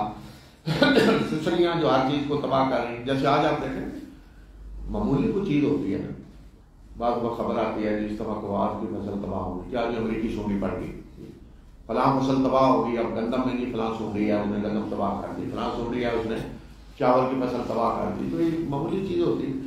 تو اس طرح کی چیزیں، سسریاں، سونیاں، یہ اور مینڈک، ہر طرف مینڈک ہی مینڈک، وہ لوگوں کے گھروں کے اندر وہ بات کر رہا ہے، مینڈک نے ٹانگ رہا منہ کے اندر، اس قدر، اور خون نازل کیا، پانی ہے، خون، ہر جگہ خون، یہ ساری الگ الگ نشانیاں ہیں، ایک ہی وقت میں نہیں، طوفان ہے وہ کلا، تیسری یہ آگے۔ اور جب ان پہ کوئی عذاب آتا یعنی ان میں سے، تو وہ موسیٰ سے کہتے ہیں کہ اے موسیٰ، تیرے رب کے ہاں جو مقام ہے اس کی بنیاد پہ ہمارے لیے دعا کر، اگر تو ہم سے اس عذاب کو ٹلوا دے تو ہم تجھ پہ ایمان لے آئیں گے اور تیرے ساتھ بنی اسرائیل کو بھی بھیج دیں گے۔ مثلا طوفان آ گیا، سیلاب ہے، تو موسیٰ کو کہتے ہیں اپنے رب سے دعا کریں، اس لیے کہ تیرا مقام ہے کہ رب کے ہاں۔ اس کا مطلب مان رہے تھے کہ اللہ کے رسول ہیں، اللہ کے رسول کو آپ کہہ رہے ہیں دعا کریں کہ یہ عذاب ٹل جائے، ٹل گیا تو ایمان بھی لے آئیں گے، بنی اسرائیل کو بھی بھیج دیں گے۔ اچھا ٹل گیا عذاب، ایمان لائق نہیں، پھر اسی طرح، اور ایک دفعہ نہیں، مسلسل یہ کرتے گئے۔ پھر جب ہم ان کے عذاب کو ٹال دیتے ایک مدت تک کے لیے جس کو بہر وہ پہنچنے والے تھے، یعنی بالآخر آنا ہی تھا، پھر جب ہم ان کے عذاب کو ٹال دیتے ایک مدت تک کے لیے جس کو بہر وہ پہنچنے والے تھے، تو وہ اپنے عہد کو توڑ دیتے، جو کہا تھا کہ ایمان لائیں گے اور بنی اسرائیل کو بھیج دیں گے، عہد توڑ دیتے، پھر واپس اسی طرح۔ بالآخر ہم نے ان سے انتقام لیا اور ہم نے انہیں سمندر میں غرق کر دیا، اس وجہ سے کہ انہوں نے ہماری آیات کو جھٹلایا اور وہ ان سے غفلت میں پڑے ہوئے تھے، ہماری آیات کے مقابلے میں غفلت میں پڑے ہوئے تھے۔ اور ہم نے اس قوم کو جسے بے بس سمجھ لیا گیا تھا، جنہیں غلام بنا کے رکھا گیا تھا، اس سرزمین کے مشرق و مغرب کا وارث بنا دیا جس کو ہم نے برکت دی، اور تیرے رب کا بہترین فیصلہ بنی اسرائیل کے حق میں پورا ہوا، जब उन्होंने सब्र किया और हमने फिरौन ने जो कुछ बनाया हुआ था और जो कुछ उन्होंने किया हुआ था सब को हमने तबाह कर दिया। यानी सारा उनका माशी निज़ाम और उनके बागात और उनके नखलस्तान और पाकिस्तान और सनती तरक्कियाँ सब कुछ फरमाया कि हमने बर्बाद करके रख दिया। और ये जो फरमाया कि हमने उस कौम को जो गुलाम थी दबी हुई बस बनी इसराइल, उसको हमने उस सरजमीन के मशरक़ व मगरब का वारिस बनाया जिसमें हमने बरकत दी, यानी फलस्तीन। मिस्र में बनी इसराइल को नहीं कुछ मिला, ये नहीं कि फिरौन गरक हुआ तो इक़्तिदार पे बनी इसराइल का कब्जा हो गया, नहीं, बनी इसराइल तो निकल गए वहां से, फिर आ रहे थे फलस्तीन। लेकिन यहाँ अल्लाह ताला फरमा रहे हमने वारिस बनाया, लेकिन वारिस बने नहीं इतनी जल्दी। सीना में आए पीछे पढ़ चुके हैं हम, जब उन्हें कहा गया कि फलस्तीन को जाके आज़ाद करा लो, लिख दी है तुम्हारे लिए, स्टाम्प लिख दिया, जाओ जाके आज़ाद करा लो, तैयार नहीं हुए तो अल्लाह ताला ने फरमाया 40 साल तक आप यहीं करके खाते रहोगे। तो ये बताया कि उस सरजमीन के मशरक़ व मगरब का वारिस बनाया जिसको हमने बरकत दी थी। लेकिन वारिस ऐसे नहीं बन गए कि फरिश्ते जाके वो फलस्तीन को आज़ाद करा लेंगे और तुम जाके वहाँ हुकूमत करना, नहीं, तुमने खुद आज़ाद कराना है। तो इस तरह अल्लाह ताला का कानून है कि अल्लाह जब किसी को कहता है कि हमने ये तुम्हें दे दी या वारिस बनाया तो वो खुद लेनी पड़ती है, ये नहीं कि फरिश्ते आके सारा कुछ करेंगे। वजावज़ना बिबनी इस्राईल अल-बहर फ़अतौ अला क़ौमिन यअकुफ़ून अला अस्नामिन लहुम क़ालू या मूसा इजअल लना इलाहन कमा लहुम आलिहा क़ाल इन्नकुम क़ौमुन तजहलून इन्न हाउलाइ मुतब्बरुम मा हुम फ़ीहि व बातिलुम मा कानू यअमलून क़ाल गैर अल्लाहि यब्ग़ीकुम इलाहन वहुव फ़द्दलकुम अलल आलमीन वइज़ अंजयनाकुम मिन आलि फ़िरऔन यसूमूनकुम सूअल अज़ाब युक़त्तिलून अब्नाअकुम वयस्तहयून निसाअकुम वफ़ी ज़ालिकुम बलाअٌ मिन रब्बिकुम अज़ीम ववाअदना मूसा 30 ليلة وأتممناها ب10 فتم ميقات ربه 40 ليلة وقال موسى لأخيه هارون اخلفني في قومي وأصلح ولا تتبع سبيل المفسدين ولما جاء موسى لميقاتنا وكلمه ربه قال رب أرني أنظر إليك قال لن تراني ولكن انظر إلى الجبل فإن استقر مكانه فسوف تراني فلما تجلى ربه للجبل جعله دكا وخر موسى صعقا فلما أفاق قال سبحانك تبت إليك وأنا أول المؤمنين قال يا موسى إني اصطفيتك على الناس برسالاتي وبكلامي فخذ ما آتيتك وكن من الشاكرين وكتبنا له في الألواح من كل شيء موعظة وتفصيلا لكل شيء فخذها بقوة وأمر قومك يأخذوا بأحسنها سأريكم دار الفاسقين سأصرف عن آياتي الذين يتكبرون في الأرض بغير الحق وإن يروا كل آية لا يؤمنوا بها وإن يروا سبيل الرشد لا يتخذوه سبيلا وإن يروا سبيل الغي يتخذوه سبيلا ذلك بأنهم كذبوا بآياتنا وكانوا عنها غافلين والذين كذبوا بآياتنا ولقاء الآخرة حبطت أعمالهم هل يجزون إلا ما كانوا يعملون واتخذ قوم موسى من بعده من حليهم عجلا جسدا له خوار ألم يروا أنه لا يكلمهم ولا يهديهم سبيلا اتخذوه وكانوا ظالمين ولما سقط في أيديهم ورأوا أنهم قد ضلوا قالوا لئن لم يرحمنا ربنا ويغفر لنا لنكونن من الخاسرين.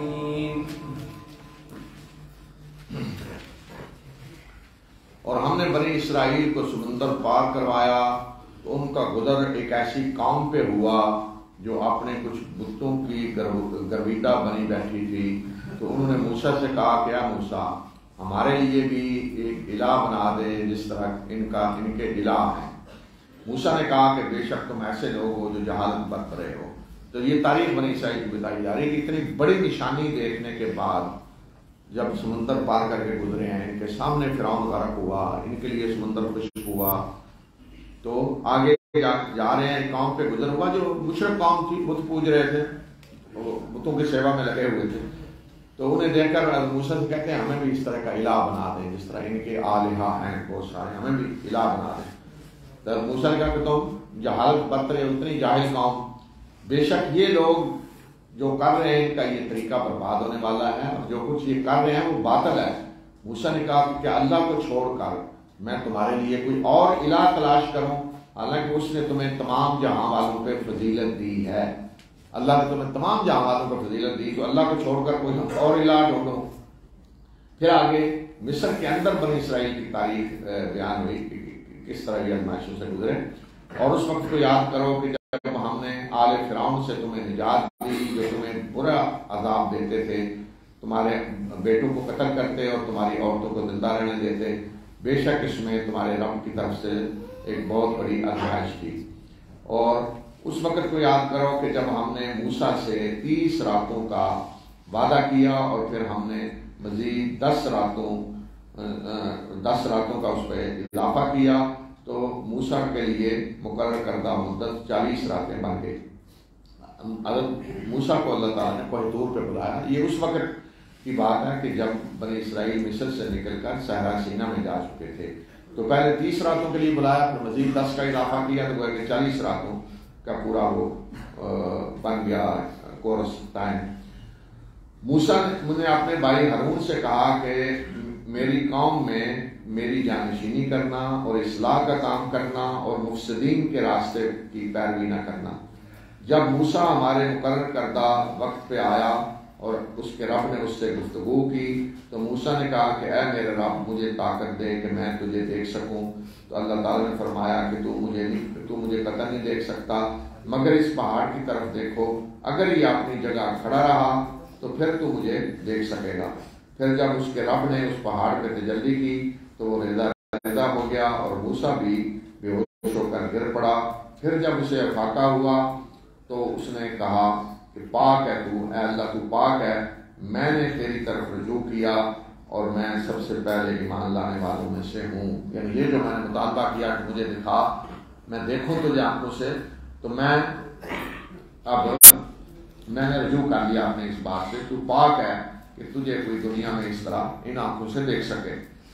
تو حضرت موسیٰ کا یہ کہنا کہ میں دیکھنا چاہتا ہوں، یہ تو ایسے ہی جیسے حضرت ابراہیم نے کہا کہ اللہ میں دیکھنا چاہتا ہوں تو مردوں کو کیسے زندہ کرتا ہے، لیکن اللہ تعالیٰ نے کہا کہ نہیں، تو مجھے ان آنکھوں سے نہیں دیکھ سکتا.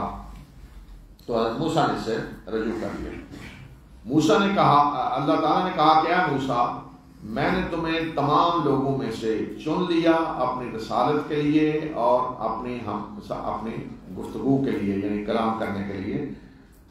تو میں نے تجھے جو کچھ دیا ہے اس کو لو اور شکر گزاروں میں سے بن جاؤ. یعنی تمہیں میں نے رسالت کے لیے چن لیا، اپنا پیغام دینے کے لیے اور کلام کرنے کے لیے. تو یہ جو خصوصیت ہے یہ صرف حضرت موسیٰ کو اللہ تعالیٰ نے دی کہ اللہ تعالیٰ نے حضرت موسیٰ سے کلام کیا، اور ہم نے اسے تختیوں میں وہ ہر چیز کی زندگی کے ہر پہلو کے لیے نصیحت اور ہر چیز کی تفصیل لکھ کر دی اور کہا کہ اسے مضبوطی سے پکڑو اور اپنی قوم کو حکم دو کہ وہ اس کے بہترین مفہوم کی پیروی کریں. ان قریب میں تمہیں فاسق لوگوں کے گھر دکھلاؤں گا، یعنی کیا انجام ہے فاسقوں کا میں تمہیں دکھلاؤں گا۔ تو یہیں پھر حضرت موسیٰ جو گئے تھے 40 دن کے لیے، تو انہیں اللہ تعالیٰ نے تورات دی، اور تورات لکھی ہوئی دی، الواح تختیاں تھیں پتھروں کی کہ جن میں تورات لکھی ہوئی دی گئی تھی۔ تو فرمایا کہ جس میں ہر قسم کی نصیحت تھی، ہر زندگی کے پہلو کے لیے احکام تھے، اور موسیٰ کو کہا کہ اپنی قوم کو کہیں کہ جو بہترین مفہوم ہے اس پہ عمل کریں۔ تو آج بھی قرآن کے لیے بھی یہی حکم ہے، ہر آیت کا جو صحیح مفہوم ہے، بہترین مفہوم نکلتا ہے، اس پہ عمل ہونا چاہیے۔ یہ نہیں کہ اپنی مرضی سے ادھر ادھر کوئی معنی نکال لیے جائیں، نہیں، جو بہترین مفہوم ہے، صحیح مفہوم ہے، اس کی پیروی ہونی چاہیے۔ پھر اللہ تعالیٰ بتا رہے ہیں کہ میری سنت کیا ہے، جو لوگ باغی سرکش ہیں تو انہیں متکبر ہیں، انہیں میں توفیق نہیں دیتا ایمان کی، اور میں اپنی آیات سے ان لوگوں کو پھیر دوں گا جو زمین میں ناحق تکبر کرتے ہیں، اور ان کا حال یہ ہے کہ اگر وہ ہر قسم کی نشانی بھی دیکھ لیں تو وہ ان پہ ایمان نہیں لائیں گے، اور اگر وہ ہدایت کا راستہ دیکھیں تو اس کو اختیار نہیں کرتے، اور اگر کوئی ٹیڑھا راستہ دیکھیں یعنی گمراہی کا تو اس پہ چل پڑتے ہیں، اس کو اختیار کر لیتے ہیں۔ یہ اس وجہ سے ہے کہ ان لوگوں نے، یعنی متکبرین نے ہماری آیات کو جھٹلایا اور وہ ان سے غافل بن کے بیٹھے تھے۔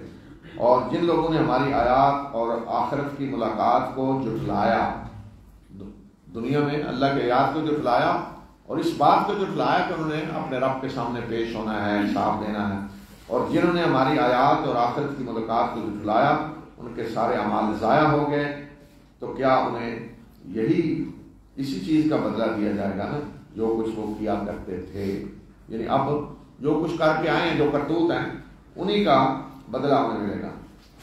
موسیٰ کے بعد اس کی قوم نے اپنے زیوروں سے بچڑے کا ایک پتلا بنایا جس کے اندر سے بیل کی آواز نکلتی تھی۔ کیا انہوں نے دیکھا نہیں کہ وہ نہ تو ان سے بات کرتا ہے اور نہ کسی راستے کی طرف ان کی رہنمائی کرتا ہے؟ انہوں نے اسے بچڑا بنا لیا اس حال میں کہ وہ ظلم کر رہے تھے۔ حضرت موسیٰ جب گئے دور پہ 40 دن کے لیے تو پیچھے سامری نے جو لوگوں کے پاس زیور تھے وہ زیور لے کے ان سے ایک بچڑے کا پتلا بنایا سونے کا، اور اس طرح اس کے اندر آواز داخل ہوتی نکلتی کہ آواز آتی جیسے بیل کی آواز ہوتی ہے۔ تو انہوں نے کہا یہ معبود ہے، یہ الہ ہے، جو پیچھے بھی ہے۔ انہوں نے کہا موسیٰ ہمیں کوئی الہ بنا دے جس طرح ان کا الہ ہے۔ تو اب سامری نے الہ بنا کے کہا کہ یہ موسیٰ کا الہ ہے، موسیٰ بھول گیا، ادھر گیا، الہ تو یہ ہے، اور انہوں نے اس کی پوجا شروع کر دی۔ تو فرمایا کہ وہ ظلم کر رہے تھے، اور جب ان کی فریب خوردگی کا تلسم ٹوٹا اور وہ بیدار ہوئے اور انہیں پتہ چلا کہ وہ گمراہ، تو انہوں نے دیکھا کہ وہ گمراہ ہو گئے ہیں، تو پھر انہوں نے کہا کہ اے اللہ اگر ہم پہ ہمارے رب نے رحم نہ کیا اور ہمیں نہ بخشا تو ہم خسارہ پانے والوں میں سے ہو جائیں گے۔ پھر پتہ چلا کہ یہ تو فریب تھا سامری کا، یہ الہ نہیں، یہ تو جال سازی ہے ساری۔ پھر حضرت موسیٰ آئے ہیں، اب بتایا کہ موسیٰ طور سے واپس آ رہے ہیں، اور یہ آیات اب آپ سنیں کہ حضرت موسیٰ تابوت واپس آئے ہیں اور قوم نے بچڑے کو معبود بنایا تھا۔ موسیٰ نے آ کر کیا کارروائی کی؟ ولما رجع موسى إلى قومه غضبان آسفا قال بئس ما اختلفتموني من بعدي أعجلتم أمر ربكم وألقى الألواح وأخذ برأس أخيه يجره إليه قال ابن أم إن القوم استضعفوني وكادوا يقتلونني فلا تشمت بي الأعداء ولا تجعلني مع القوم الظالمين قال رب اغفر لي ولأخي وأدخلنا في رحمتك وأنت أرحم الراحمين إن الذين اتخذوا العجل سينالهم غضب من ربهم وذلة في الحياة الدنيا وكذلك نجزي المفترين والذين عملوا السيئات ثم تابوا من بعدها وآمنوا إن ربك من بعدها لغفور رحيم ولما سكت عن موسى الغضب أخذ الألواح وفي نسختها هدى ورحمة للذين هم لربهم يرهبون واختار موسى قومه 70 رجلا لميقاتنا فلما أخذتهم الرجفة قال رب لو شئت أهلكتهم من قبل وإياي تهلكنا بما فعل السفهاء منا إن هي إلا فتنتك تضل بها من تشاء وتهدي من تشاء أنت ولينا فاغفر لنا وارحمنا وأنت خير الغافرين واكتب لنا في هذه الدنيا حسنة وفي الآخرة إنا هدنا إليك قال عذابي أصيب به من أشاء ورحمتي وسعت كل شيء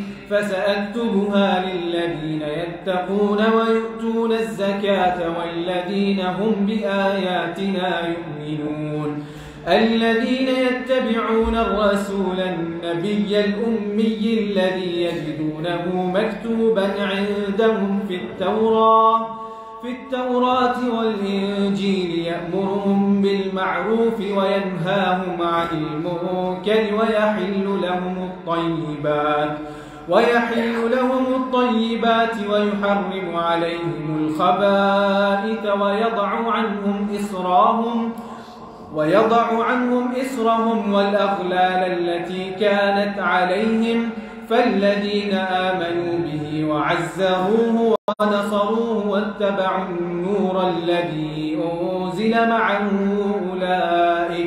أولئك هم المفلحون.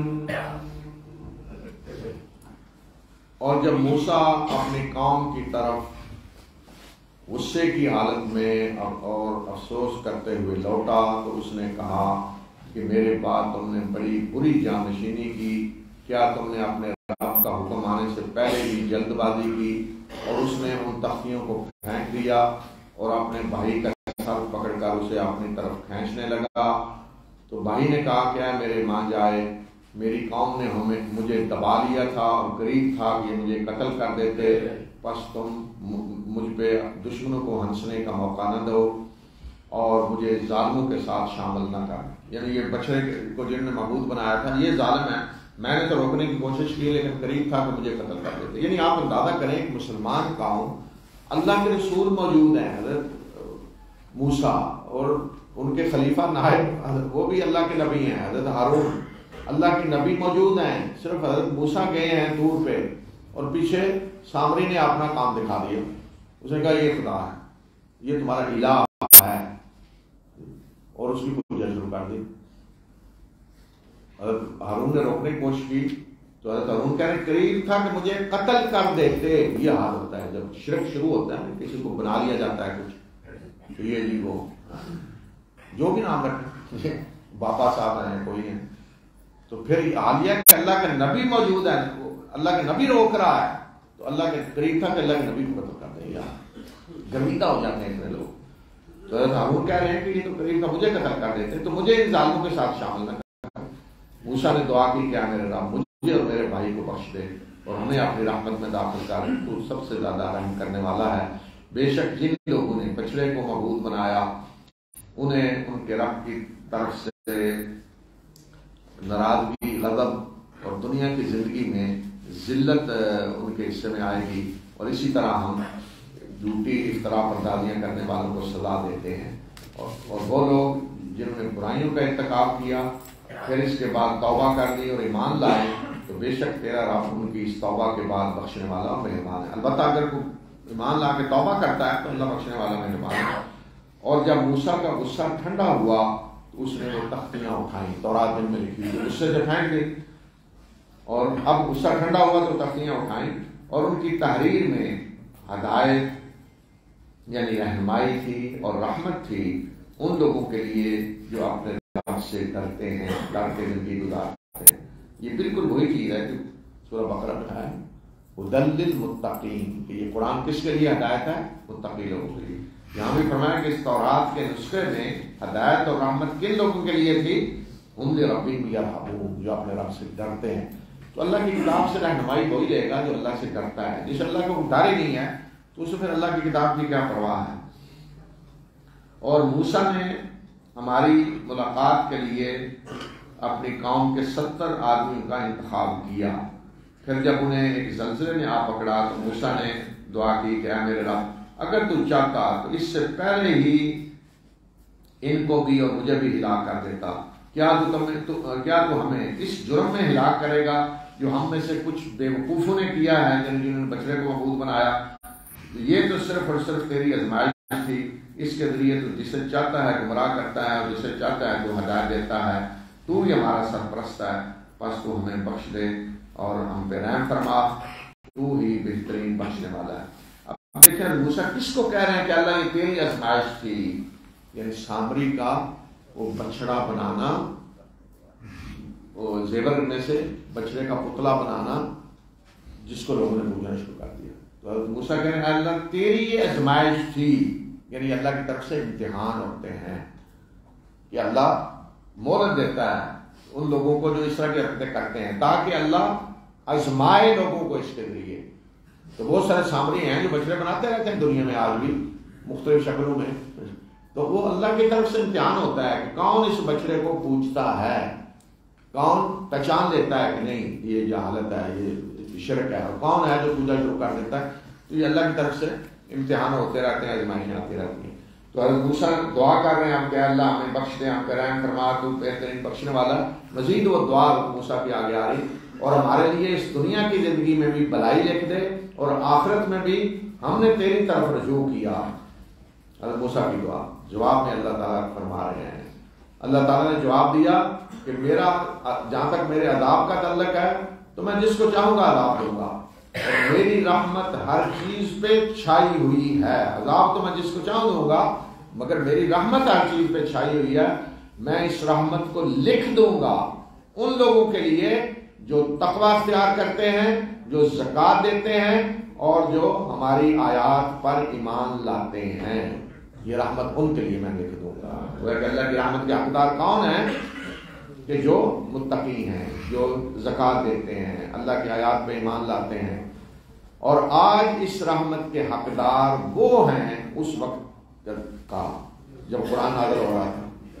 آج اس رحمت کے حقدار وہ ہیں جو رسول نبی امی کی پیروی کرتے ہیں، جو جس کو وہ اپنے ہاں تورات اور انجیل میں لکھا ہوا پاتے ہیں، جس کا ذکر نشانیاں تورات اور انجیل میں لکھی ہوئی پاتے ہیں. وہ انہیں معروف کا حکم دیتا ہے اور منکر سے روکتا ہے اور ان کے لیے پاکیزہ چیزیں حلال کرتا ہے اور ناپاک چیزیں ان کے لیے حرام قرار دیتا ہے اور ان کے بوجھ اتارتا ہے اور ان کے گلوں میں اور پاؤں میں جو انہوں نے بیڑیاں پہنی ہوئی ہیں وہ بیڑیاں کھولتا ہے. بس جو لوگ اس پہ ایمان لائے اور جنہوں نے اس کی توقیر کی، عزت کی اور مدد کی اور اس نور کی پیروی کی جو اس کے ساتھ اتارا گیا ہے، تو یہی لوگ ہیں جو فلاح پانے والے ہیں. تو بنی اسرائیل کو کہا، موسیٰ کو کہا کہ اب یہ تمہیں رحمت کب ملے گی کہ اللہ کے آخری نبی پہ ایمان لا. فرمایا کہ اب تم میں سے یہودی ہو یا عیسائی اس رحمت کے حقدار کون بن سکتے ہیں جو اس رسول نبی امی کی پیروی کریں. یعنی آپ رسول بھی ہیں، نبی بھی ہیں. دیکھیں جو رسول ہوتا ہے وہ ساتھ نبی بھی ہوتا ہے، لیکن نبی ضروری نہیں کہ رسول ہو. رسول کا درجہ زیادہ بڑا ہے، تو رسول تو نبی بھی ہے. تو اس لیے فرمایا کہ رسول نبی امی کا مطلب ہے کہ آپ عربوں میں سے ہیں. یہودی عربوں کو امی کہتے تھے، یعنی جن کے پاس کوئی کتاب نہیں ہے. تو فرمایا کہ رسول نبی امی کی پیروی کریں. اب رحمت یہی راستہ جس سے ملے گی، ورنہ رحمت کا کوئی راستہ نہیں ہے. جس کا ذکر اپنے آپ پاتے ہیں تورات انجیل میں اور معروف کا حکم دے رہے ہیں، منکر سے روک رہے ہیں، اور خاص چیز کہ وہ ساری پاکیزہ چیزیں حلال کر رہے ہیں ان کے لیے اور خبیث چیزیں حرام کر رہے ہیں. ان کے بوجھ اتار رہے ہیں، بدعتوں کے بوجھ جو انہوں نے اپنے اوپر لادے ہوئے تھے، ان کے علماء نے لاد دیے تھے، اور رسم و رواج کی بیڑیاں اور تاؤ مذہب کے نام پہ بوجھ لوگ لاد لیتے ہیں. معاشرتی بوجھ، رسموں کے بوجھ لاد دیتے ہیں. یہ بوجھ اور گلے کے تاؤ پر بیڑیاں بن جاتی ہیں، رسم و رواج کی بیڑیاں.